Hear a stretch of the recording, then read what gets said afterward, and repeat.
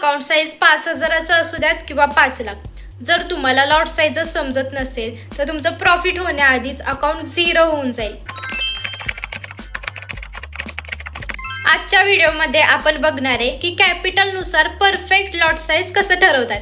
त्यामुळे व्हिडिओ शेवटपर्यंत बघा. खूप लोकांना लॉट साईज म्हणजे काय हे समजत नाही. लॉट साईज म्हणजे आपण किती क्वांटिटी बाय किंवा सेल करतोय. फॉरेक्स मार्केटमध्ये लॉट साईजचे पण 4 टाइप्स असतात: स्टँडर्ड, मिनी, मायक्रो आणि नॅनो. प्रत्येक वेळेस मोठा लॉट साईज यूज करताय म्हणजे तुमचं जास्त प्रॉफिट होईल असं नाही, त्यामुळे तुमची रिस्क पण वाढते. आता सगळ्यात इम्पॉर्टंट कॅपिटलनुसार लॉट साईज. जर तुमचं कॅपिटल 5 ते 10,000 असेल तर तुमच्यासाठी 0.01 ते 0.02 लॉट साईज करेक्ट आहे. कारण तुम्ही तुमच्या ट्रेडवरती 1% जरी रिस्क घेतली तरी तुमचा लॉस हा फक्त 50 ते 100 रुपये होईल.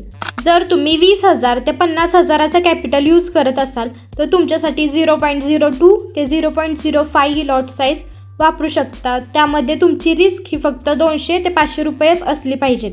जर 1 लाखापर्यंतचं कॅपिटल असेल तर त्यासाठी 0.05 ते 0.10 हे लॉट साईज योग्य आहे. यामध्ये तुम्ही 1,000 ते 1,500 पर्यंतची रिस्क घेऊ शकता.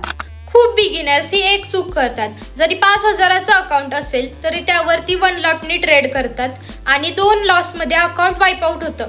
प्रोफेशनल ट्रेडर्स आधी स्टॉप लॉस ठरवतात, रिस्क कॅल्क्युलेट करतात आणि मग लॉट साईज ठरवतात. नेहमी एक गोष्ट लक्षात ठेवा, तुमच्या अकाउंट साईजवरती फक्त 1 to 2% रिस्क घ्या.